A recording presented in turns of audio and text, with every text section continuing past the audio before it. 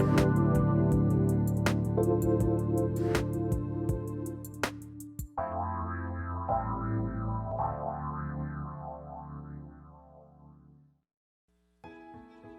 vibration of change, that magical place where life shifts from struggle to ease, from stagnation to forward movement, from old ways of being to new ways of becoming.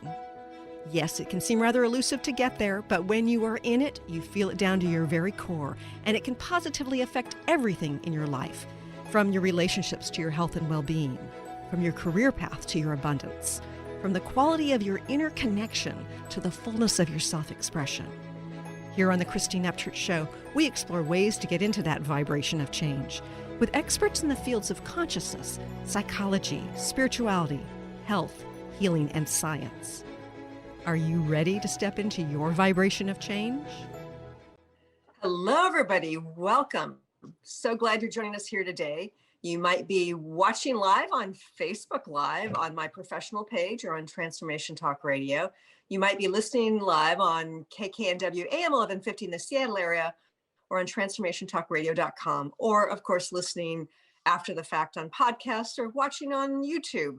But wherever and whenever you're joining us from today, you're going to be grateful you are joining us, because we are going to be talking about how to tap into the power of the mind to shift your life, making your mind magnificent. But before I introduce our guest, I would like to say hello to the people behind the technology, Benny Mathers. Hello, Benny, KKNW.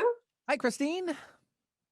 Did you survive the heat? I did. I don't know what your temperatures were, but they were about 107 by my house, and that was earlier in the week. I know we made national news. Our guest is taken back. We actually broke records here in the Washington State area, and I finally cooled down. It took me a few days. The boys did amazing. They loved it. I don't know where they came from that, but they did. Oh, that's good. That's better than having complaining, twins. I mean, there were a few moments, but I got through it to them on going to the lake. So that was good. Ah, there we go. Yeah. And hello, Olivia at TTR. Hi, Christine. Did you survive the heat too? I sure did. Some of my plants out in the garden were having a hard time though. Yeah. Poor little guys.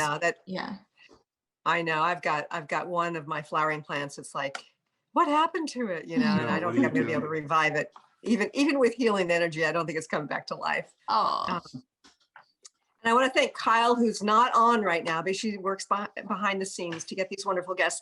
And I'm really excited about our guest today because he lays things out in a way based on science, based on experience with clients, students, and based on his own personal experience about how to shift your mind to make it magnificent so that you can shift your life into a positive way.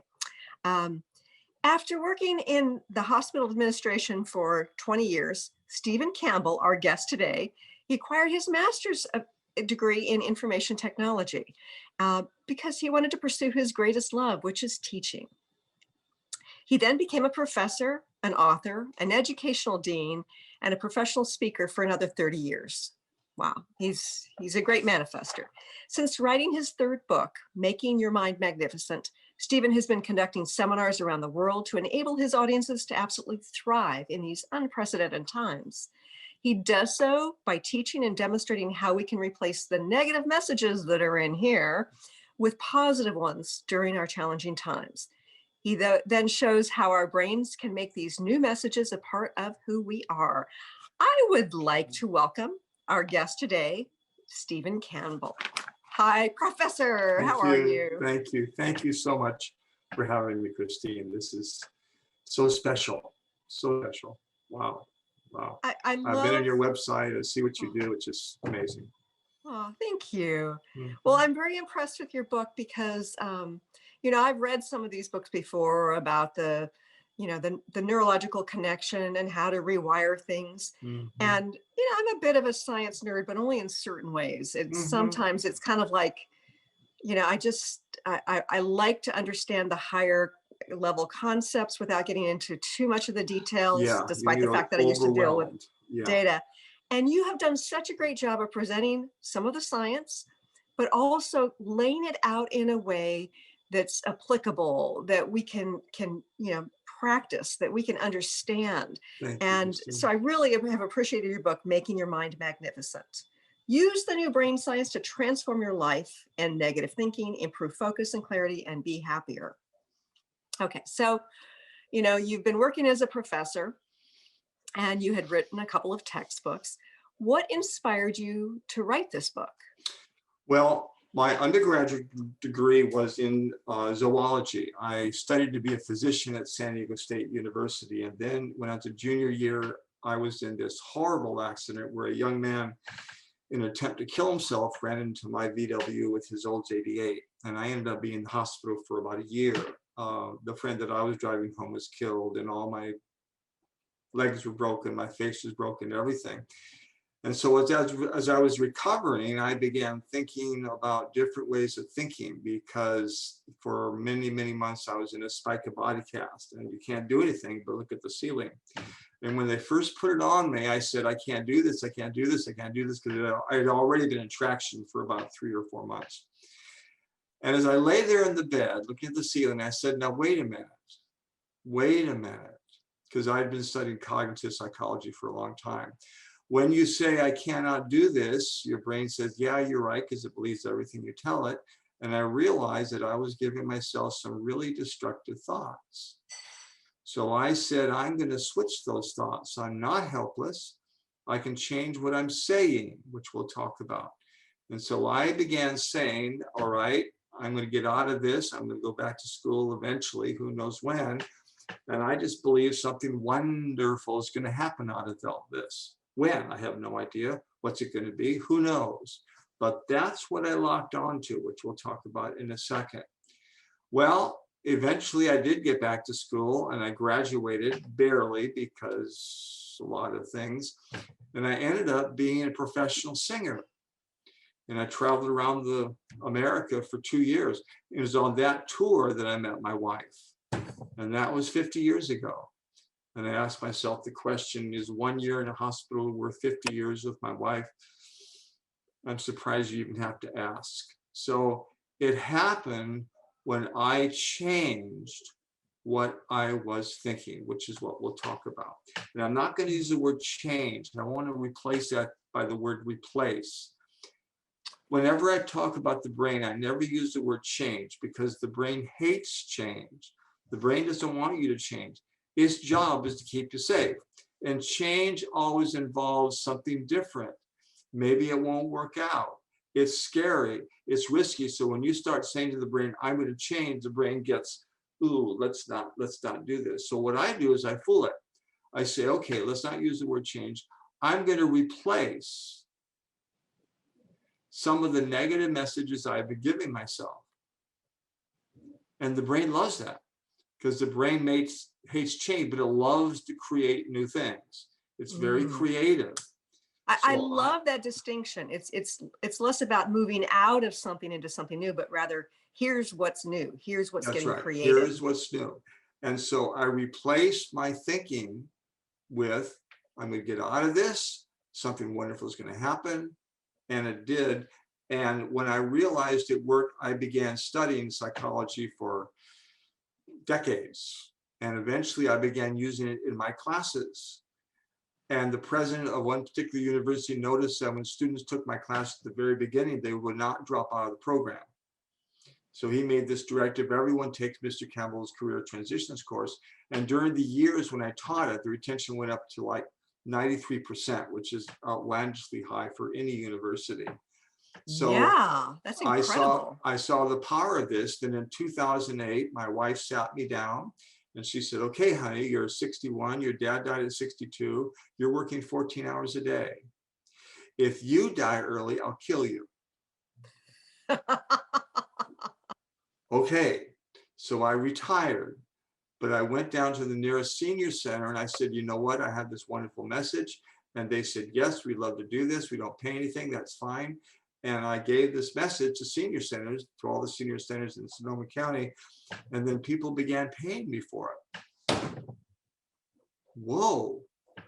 And then people began saying, where's your book, where's your book, where's your book? What book? Don't you have a book? Well, I've written 2 college textbooks on computer science. No. You have to write a book about this. Because when you say it, we love it, but we want to take it home and read about it.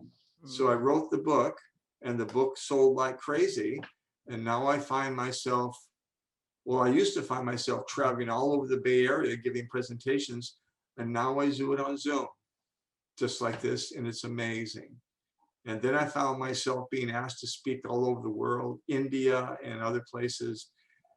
And I was blown away because the message that I give, which I'll share with you in a second, is so wonderful because it replaces the negative stuff we tell ourselves. And I think you already know this, Christine. And we'll start with Shad Helmstedter's book, What You Say When You Talk to Yourself. Most of the message that we give ourselves are negative. Most of them, unfortunately. And it doesn't have to be that way. So let's talk about this a little bit. Let me share with you a couple of characteristics that are so wonderful. Number one, and this is the foundation of everything. Ready? I'll say it slowly. Your brain believes everything you tell it. Without question. How frightening, Stephen. That's scary. That's frightening because when we say, oh, I'm so stupid for doing that, your brain says, okay. But here's what we do, Christine. We lock onto that message. And you know what happened? In that particular area, we get kind of stupid. Okay? So that's the scary part. Here's the wonderful part. When we mess up, we can say, you know what? I messed up, but that doesn't mean I'm stupid. I just did a stupid thing. I'm really smart. And you know what the brain says to that? Oh, okay. Now let's go to the next step. Ready? This is even, I get really excited about this. What if you're saying something that's not true? Did you know your brain doesn't even ask that question? Yeah. Your brain doesn't even care. When I heard that in a psychology class down at UCSD, I was really skeptical. And I talked to the professor, Dr. V.S. Ramachandran, who wrote a book called Phantoms in the Brain. Phantoms refer to phantom limbs that have been amputated. Right. And a patient will go in a doctor's office, he'll say, gotta help me, I can't do a thing with my arm. And the doctor may say, well, that could be because I cut off that arm 6 months ago. And the patient says, you did not tell my brain that.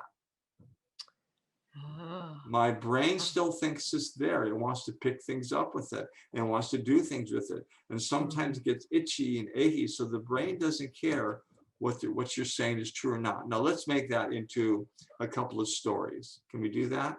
You bet. Let's do that. I said to myself for 42 years, I'm really dumb in numbers. I'm dumb in math. I was convinced. And guess what? I was. But I discovered computers in the 70s and I began tinkering around and I said, this is really fun. So I went back to school and got my graduate degree in computer science. And I began teaching computer classes. One day the dean came to my office, he said, one of our math professors just quit. So you are our new math professor.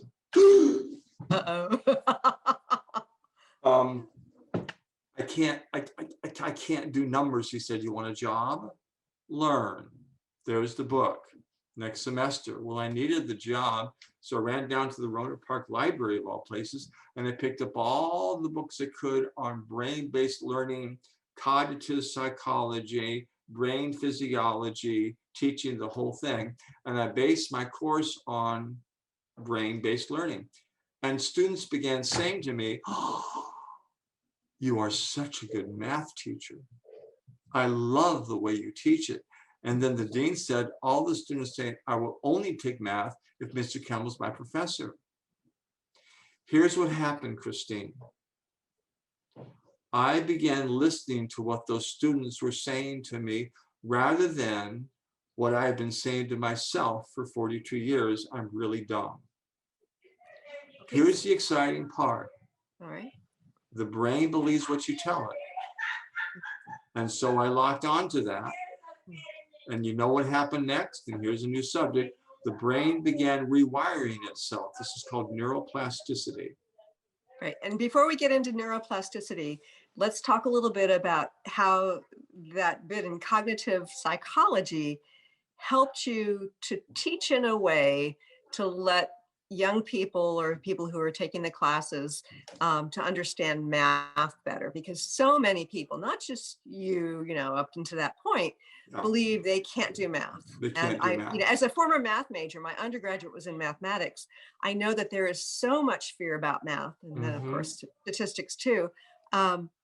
And yet I've often had this deep knowingness that it's something that we can learn. It's just we're not Yes. teaching it correctly. Yeah, yeah, yeah. So the way I taught math is I looked at the brain and I said, okay, one of the main functions of the brain is to create patterns, to create what are called schemas, create self-images. So when I would teach math, I would repeat it, I would say it slowly, and we would go little parts at a time. That gives the brain the opportunity to create little, what are called neural clusters right here under the prefrontal cortex on algebra, exponents, all the things that have to do with math, but little parts at a time, to the point where they could do that and keep doing it over and over and over until they were comfortable with it. And then they get to the next point. Now, here's the important point. What I was doing was creating patterns of math. How many patterns can the brain carry? Well, those are based on the neural clusters. The neural clusters are based on how many connections they can be connected. So let's look at the connections. The brain has about 82 billion brain cells. Each of those are connected to an average of 10,000 other cells. Now, Christine, that's not a multiple, that's a power. So the number of connections which the brain can carry is 83 billion to the power of 10,000. That's 83 billion times 83 billion, 10,000 times. It's a number we cannot even fathom. Right. But what's so wonderful is that all of us have that capability. Now, does that mean that all of us will be great at math? Of course not. Some people just don't have that kind of thinking, but that's all right, because they can do better than they're doing now. I mean, I'm not saying that everything will happen to me and I wrote the book. I just happen to be really smart in math, but it took me 42 years to finally say it to myself. Okay? Right. And one of the things I love about when you talk about the book, it's like we need to put the various patterns and like have them repeated in different ways. And so one of the things I've intuitively known when I teach something is that I need to say it in different ways. Yes. Because it's kind of like different contexts put together create, it's like the sum is greater than the whole is greater than the sum of the parts. Absolutely. You and I are so incredibly different. You are wired very differently from me. But in some case, if I gave you a brain map, we'd all have the same places in the same parts of the brain. But our ability to learn and grow and change is beyond calculation. In fact, what I tell to students is I say to this, the primary element, Christine, that holds all of us back from learning and growing and changing, ready, is what we say to ourselves. Wow. The which is a little scary because of how pre-programmed we've become with all the negativity, but it's also a very empowering thing. Yes, it really is. I felt I was dumb because for 42 years, I was told I was dumb. And then I began realizing, you know what, you're really not. So let me share with you how this can get stuck and how we can free ourselves from this. Okay. I ended up teaching math at the University of San Francisco, and a student came to my office after the first day of class. She was very shy, sat down opposite me, and she said, Mr. Campbell, I'm really glad you're my professor because I am a C student in math. How do you know, Sue? Because I've never gotten above the C in a math test. I said, well, Sue, believe it or not, I used to be like that too. So let's work together. So I did. We got her some mentors. She got an A in the first midterm. I'll never forget this, Christine. I gave her the test and she absolutely freaked out. She said, oh, And then she said, "Oh, Mr. Campbell, this is a mistake." I said, "What do you mean, Sue?" She said, "I have never gotten above a C in a math test. You must have graded it incorrectly." And I said, "I didn't, Sue. This is a genuine A." So then she looked at it longer. I'll never forget this, Christine. And her face just lit up. And she said, "Do you know what this means?" And of course, now I'm getting really excited. So I sit down next to her. I said, "Yes, Sue, but you tell me, what does this mean?" "This means, Mr. Campbell, that when I flunk the next test, I can still maintain my C." I said, "Sue, just get an A in every test." She said, "Oh, I can't. Why?" What was her answer, Christine? "I'm a C student." Yeah. And that's exactly what happened. So I sat down next to her. I said, "Sue, answer me this. What would have happened if you had flunked this test?" Do you know what she said? You already know, Sue, without a moment's hesitation. What'd she say? Then I was I'd get an A on the next one, and the right? next test, right? Yeah. I said, "Sue, just get an A in every test." She said, "I can't." Why? "Because I'm a C student. I've always been this way. This is the way I was raised. This is what I look like. This is how I think. This is where I failed. This is where I succeeded. This is where I am. We're now in the middle of COVID." Or, ready? Christine, do you know when your old life ended? It ended 1 second ago. It ended it. So when did your new life begin? 1 second ago.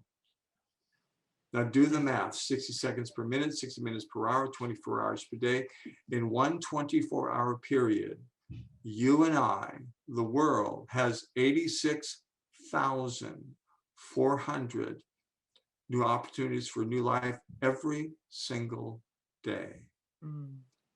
All we have to do is choose to take them. So, Stephen, tell us how this relates to neuroplasticity and why that's a good thing. Okay, let's relate it to neuroplasticity and when we mess up, because we all mess up every day. Absolutely. What do we do? What do you do, and how can we apply neuroplasticity to all of this? When we mess up, we say, "Oh my goodness, how could I have been so stupid?" And our brain pops up and says, "Oh, I know. Remember that dumb thing you did yesterday? And that dumb thing you did a week ago, a month ago, a year ago?" Yeah. And do you know what we do is we almost get a list. We just get going down the list of all the dumb things we've ever done.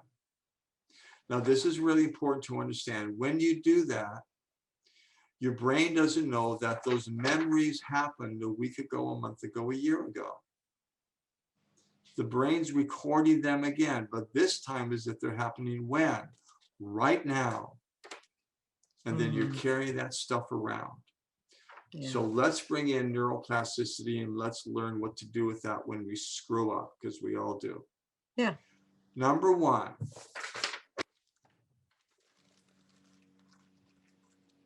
throw away the list of all the dumb things you've done, because you're carrying that stuff around and you don't have to anymore. It's a decision that you make. So what do you do instead? And here's where the rewiring comes in. You use 3 wonderful words. You know what the words are? The next time, Yes. I'll do it this way. The next time, I'll do it that way. When you say the next time, you're saying 3 things. Number 1, you're saying there is a next time.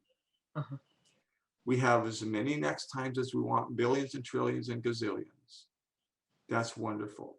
Number 2, when you say the next time, you're saying, I will never, ever give up. Ever.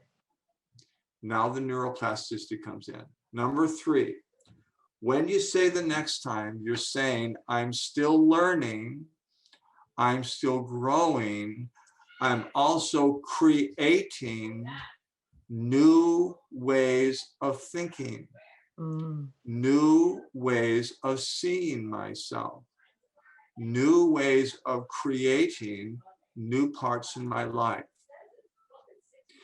And just because I fail doesn't mean I'm a failure. Right. Do you know what Thomas Edison said? He said, he was asked by a New York reporter how it felt to fail 999 times looking for the filament of a light bulb. He said, I Right. did not fail 999 times. I simply found 999 ways it didn't work. Yeah. Here's what happens. You say, okay, I'm opening up myself to new ways of thinking. Mhm. And you lock onto new ways. And when you do, your brain begins rewiring itself so that the new ways of thinking not only become a part of mindset, they become a part of who you are. Yeah, love that.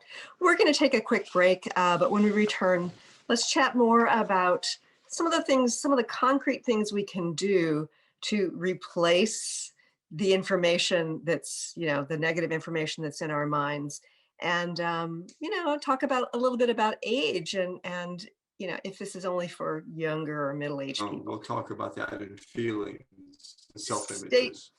stay tuned for more with Stephen Campbell here in just a few moments.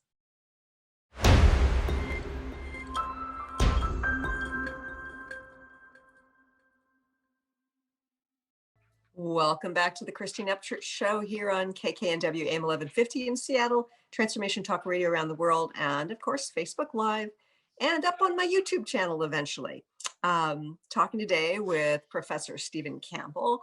He is the author of Making Your Mind Magnificent. Now, Stephen, I think that this concept of kind of replacing the negative chatter, the negative beliefs is a great one. But many of us get stuck in we have a certain perspective, we have a certain self-image, and we get stuck there. Okay. How do we transform something that is so integrated into our system? It's not just like one belief, like, oh, about bad at math, and there's a whole self-image thing that is beneath that needs to be addressed. Hold on to your seat. You ready? This is exciting.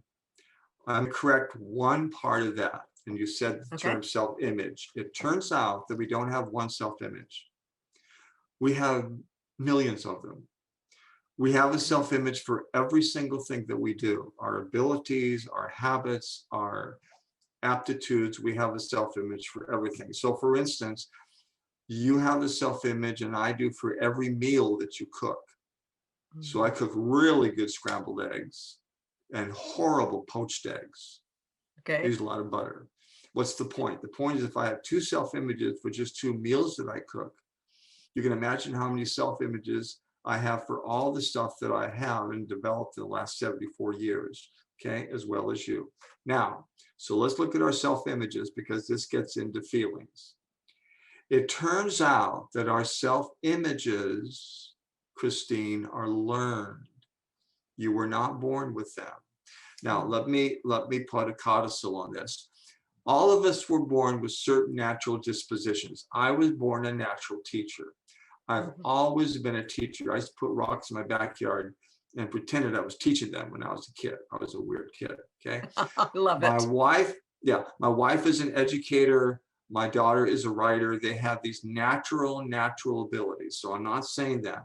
But our self-images are learned. Where do they come from? Ready? This is exciting. They come from our self-talk. Our self-images are coming from what we are saying to ourselves about ourselves, which means we are still changing them, replacing them, bringing new ones in, because we are saying new things about ourselves all the time. Okay, so our self-images are created by what we are saying to ourselves about ourselves. So the self-image with Sue was, I am a C student in math. I had a self-image of being dumb in math, and it turns out that I'm not. Okay, let me share with you a story. I had a self-image that I couldn't do art. And although I had a good sense of color and, a bit of a knack for decorating, I thought I can't do art. And then I started taking a couple of art classes like, oh, wow. Oh my gosh. Oh my gosh. I have an artistic ability, Yeah. Isn't that exciting? Let me share with you where your self-image is coming from. The reason I did so terribly math, because during my math classes in elementary school, I sat there drawing dinosaurs. So let's imagine it's a Saturday morning and I draw a T-Rex. And I take it to my sister Shirley, who is 5 years older than I am. She has her pictures on the refrigerator. So in my eyes, she's the expert. I show her the picture. I say, look, see the T-Rex. She looks at it. She doesn't want her little brother bugging her because she's playing with her friends. And she says, oh, Stephen, this is so bad. You can't draw. Shirley has given me opinion, and I record that right up here in the prefrontal cortex, saying Shirley says I can't draw. It's up there because I record it. Well, I go back to my room, and this time I draw a triceratops, and I take it to my sister Sally, who's only 2 years older than I am. She says the same thing. Steve, you can't draw. So now there's Sally and there's Shirley, and what the brain does is it connects the two. It begins a pattern. I can't draw. Well, I'm going to do this for my mom. So go back to my room, take the bulletin board off my room, and this time I draw a stegosaurus right on the wall with paints, crayons, plaster, the whole thing. I'm done. I'm so excited. I run down to the kitchen. Come see. She opens up the door. She says, Steven, what have you done? You can't draw. What did she mean, Christine? You can't draw on the wall. On the wall. You're not allowed What did to draw I hear? on the wall. My mom says I can't draw, so that gets recorded too. So now I have 3 things. I can't draw, I can't draw, I can't draw. That can be hard, but the next one is devastating. When I go to bed at night, that night, and think about the day, what do I say to myself over and over and over? I can't draw. All right. And the brain records that. Okay. So for the next, most of my life, I say, I can't draw. Now let's be very careful. You said the same thing. But what you did is you went to college and learned how to draw. I could do that too if I wanted to. I just have no desire to. My passion is to become a better teacher. Okay. Now, if I did, and I became a good artist, there would still be a self-image in my brain saying, I can't draw because I've never had lobotomy. So be in there someplace. But what I've learned to do is not lock onto that I can't draw, lock onto I can draw. Not as well as my son-in-law, who's a professional artist and an art director in Dublin, Ireland. I'll let him be the artist. My passion is to be a teacher. But there's that same old self-image, I can't draw, but I decide I'm not going to lock onto it. I'm going to lock, which is what you did. Yeah. And for me, it was, I have really no desire to draw or paint things that look extremely realistic. And to me, that's what art was. And I realized, oh, you can do abstracts, you can do mosaics. There's all these different things you can do that don't fit into that one category. And for me, it's just been something I've done on the side, but it's by breaking free of one belief system, replacing it with a new one. A new self-image. It has actually made me less judgmental or less, how do I put this? I'm less apt to buy into some of the pre-programmed beliefs mental that crap, come through about other things. Negative crap that we tell ourselves. Yeah. Right. Now, what I like to do now is talk about our feelings. Because now I want to talk about the fact that all of us grow and all of us are getting older. And what do you do with that? When you look in the mirror, you say, ooh, what's happened? What do you do with your feelings? Because I think you know this, Christine, we're not thinking people who feel. We're feeling people who think. Right. and we really are. So let's talk about our feelings. Let's look at the work, and he's not in my library, he's in the other room, of Dr. Albert Ellis. In 1961, he wrote a book called The Guide to Rational Living, and this turned psychology on its ear, because what Ellis pointed out, and psychology now agrees all over the world, is that our feelings, especially about ourselves, we're going to narrow it down to what we're feeling about ourselves. Our feelings are primarily coming not from how we were raised, not from what we look like, not from how old we are, not from events in our life.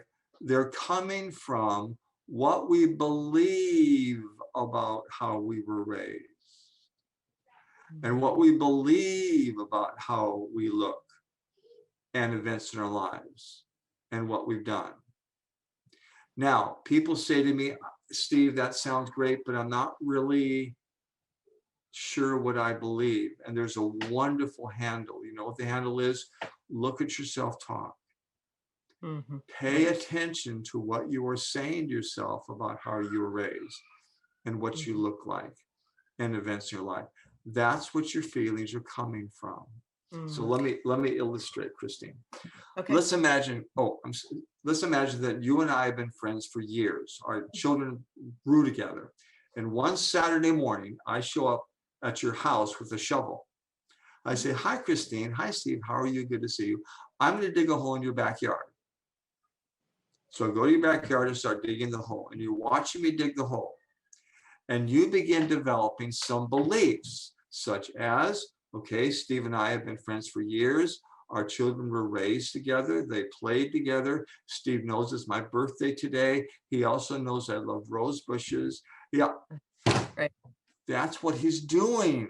He's digging a hole in my backyard to plant a rose bush. Oh, Stephen, I love you. Call Mary. Let's get over here. Let's have a birthday party. Okay, that's scenario number one. Right. Scenario number two is that for some reason I absolutely hate you. And finally, I show up with a shovel on a Saturday morning. I say, hi, Christine, I'm going to dig a hole in your backyard. And without asking, I go to your backyard, I start digging this hole. This time, your beliefs are completely different. Your beliefs are, I'm digging the hole to bury you in it, okay? Now watch this, watch this. Same Christine, same Steve, same shovel, same Saturday morning, same hole, same everything, completely different beliefs, completely different feelings. Right. Our feelings about growing older aren't coming from growing older. They're coming from what we say about growing older. Yeah. So when I began doing this, I really began in senior centers and older people. And I opened up their horizon. I said, you know what? Your feelings about yourself aren't coming from looking in the mirror, aren't coming from, they're coming from what you are saying about yourself. Let's replace, not change, remember, we don't use the word change. Let's replace some of the messages you have been giving yourself about yourself as you grow older. Is it easy? Of course not, especially when you look in the mirror. And some of the negative stuff we've been saying to ourselves our entire life. But here's the wonderful capacity of the brain. The brain loves to create new messages. And when you lock onto those new messages become a part of who you are. So, Stephen, that's exciting. It's very exciting. And one of the things that your story talks to, and I know you discuss this a lot in your book, and that is how our beliefs, our perception of self relate to, let's see, what was I going to say? it relates to perception, right? Yes, And yes, how we perception. perceive things, and how we think that we're perceiving what is true or truth in general. And what does the science say about that? Well, we think that we're perceiving something that's always true. That's our perception. Not necessarily. Not necessarily. A lot of things that we say about ourselves are just simply not true, but we've been saying this all our life, and we absolutely believe that they are. We absolutely believe that they are. Let me share with you another story that is so very much effective. One of the heroes in my life is, and I forgot his name, but let's just give him a name because I don't have time to look it up. In 1986, he entered the first Australian marathon, which went from Sydney to Melbourne, 885 kilometers, 545 miles.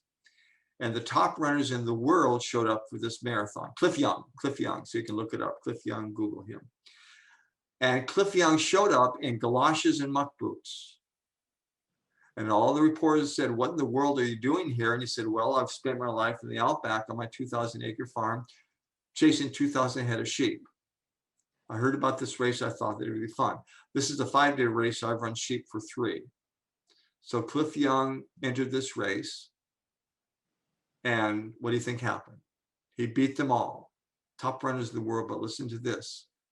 He beat them by a day and a half. How did he do that?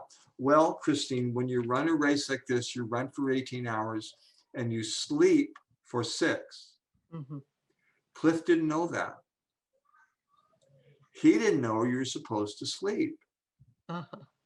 So while all the other racers were sleeping, he just kept on running using what is called now the Cliff Young shuffle, which means he didn't raise his legs.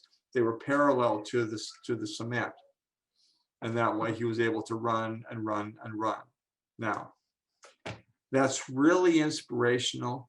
I don't share this with people to inspire them. The reason is because, and I think you already know this, Christine, inspiration lasts for maybe 3 days. And then we go back to the old ways because that's our comfort zone. Mm-hmm. That's where we feel safe. And we don't like new things. And this happens especially as we get older. We want that comfort zone. I'm here not to be inspirational. I'm here to help you change the way you think. So let's talk about the next year. The next year, Cliff Young showed up, couldn't finish. 8 runners beat his record. And the year after that, the year after that, the year after that, they asked the runners, how did you train without sleeping? And they said, we looked at Cliff Young. If Cliff Young can do it, I can do it. Now, how does that relate to becoming older? And Go ahead. I mean, what you point out in your book, and that's so evident from the story you're telling, is that the belief was that you needed, like, every runner needs to sleep a certain number of hours per day. And Cliff Young didn't have that belief. And so he showed that when you don't have that belief, when you shift the belief that you need to sleep every night, that you can run much faster. You can. That's right. So it was like demonstrating that there's another way to think. Yeah. Another example is, for up until 1954, nobody thought that the 4-minute mile could be run. Nobody thought it could be run. And finally, I can't remember what his name is, but he ran it. He broke the record of the 4-minute. Now, if you're a high school senior in track, you're expected to run the 4-minute mile and break it. Up to that point, they just felt it couldn't be done. Now everyone does it. See, that's the way our brain works. And that's so wonderful about the fact, and I work with a lot of seniors, I share with them new ways of thinking.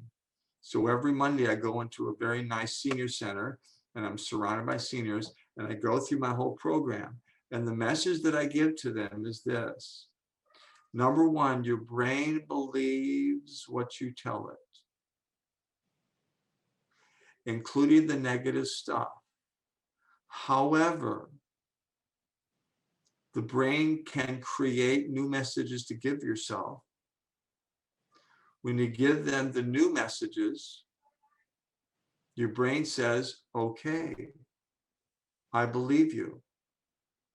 And then those new messages become a part of how we see ourselves and mainly how we feel about ourselves.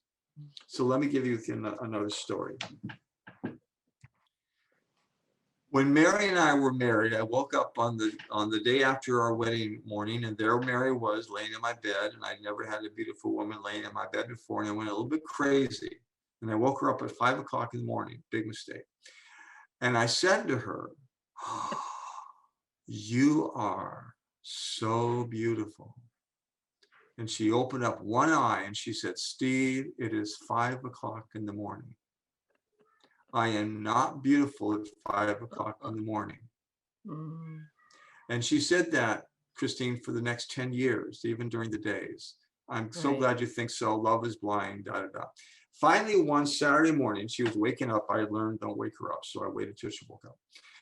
And I said to her, this is 10 years after we were married. I said to her, my prayer is that someday you see how beautiful you really are. And she looked at me for the longest time and she said, you know what? We've been married for 10 years and you've never lied to me, ever. And yet every single time I tell you I'm not beautiful, I'm calling you a liar. Yeah. Why would I want to do that? So Steve, thank you. That's what I'm locking on to, that I am a truly beautiful person. And here's what happens. The more she locked on to that, the stronger she felt it. The stronger the belief became. There is still a self-image of not being very pretty. I know it because sometimes she feels that way. But when she feels that way, she says, no, no, no, no, no, no, no. I'm locking on to being really pretty. Right. And that was 40 years ago. Our wedding anniversary was our 50th was last Sunday. Oh, congratulations. Thank you. And the point that I want to make is that she feels really good about herself. Let me share with you another story. In 2000, oh, I'm sorry. Before we go any further, I just want Yes. to make sure our listeners know what your website is, because we're going to run out of time here in a couple minutes. Okay, StephenRCampbell.com. Stephen R. Campbell. And my book is Making Your Mind Magnificent, and that's on Amazon. So you can buy it on Amazon. And it's Stephen with a V. Seminar. V with a V. Yeah. I also have an all-day seminar, which I have given, which my daughter taped. And if you're interested in that, contact me at StevenC, STEVENC @sbcglobal.net. And I'll give you a $200 discount. So it's usually $297. I've lowered it to $49. So fabulous. StevenC @sbcglobal.net, period. Great. Okay. So actually, I've got a couple of announcements at the end here. So in a minute or less, do you have a final message for our viewers and listeners? Yes, I will. In 2018, I discovered I had cancer, cataracts, diabetes, and advanced heart disease. For the cancer, they took out the top of my skull and I'm cancer-free. For the diabetes, I replaced my lifestyle. I've lost 30 pounds. For the cataracts, they replaced the lenses and now I don't need my glasses anymore. And for the heart, I did open heart surgery in the beginning of 2019 and my heart is better than anything. The point that I want to make with my listeners, my feelings didn't come from the cancer or the cataracts. They came from what I was saying about the cancer and the cataracts. Your feelings aren't coming from being older. Right. They're coming from what you are saying to yourself about being older. The wonderful thing about that is that you can replace those feelings. And the brain says, okay, are those feelings true? Don't even care. All I care about is what you tell me. Yeah. You This say is great. it, I believe it. I want to mention the title of your book again, Making Your Mind Magnificent. Thank you. Stephen, thank you for joining us here today. And thank you for creating a roadmap for Good. us. You're welcome. Yeah. You're so Just much- want to talk about a couple other things. The Academy of Divine Knowledge, I've got another program that just launched a couple of days ago. If you go to the homepage of my website, ChristineUpchurch.com, and click on the image with the Academy of Divine Knowledge, you can check it out. And you can register to be, there for a month and have access to all the amazing teachers there. Also, yesterday, the first part of my interview on Creatives Chat aired on Facebook Live. They've got it on their YouTube channel now too, I believe, but you can find it on Facebook, Creatives Chat. Anyway, again, Stephen, thank you for joining us. Thank you for having me. I appreciate it. And I hope everybody who is in the United States who feels patriotic enjoys their holiday celebration. And happy holidays to you, and enjoy your grandkids from Ireland. We are. Yeah. Thank you. And I look forward to talking to everybody again soon. Bye. Thanks so much for tuning in today. If you'd like to empower yourself to step further into your vibration of change, please visit my website at ChristineUpchurch.com, where you can learn more about my insights, upcoming events, and private sessions.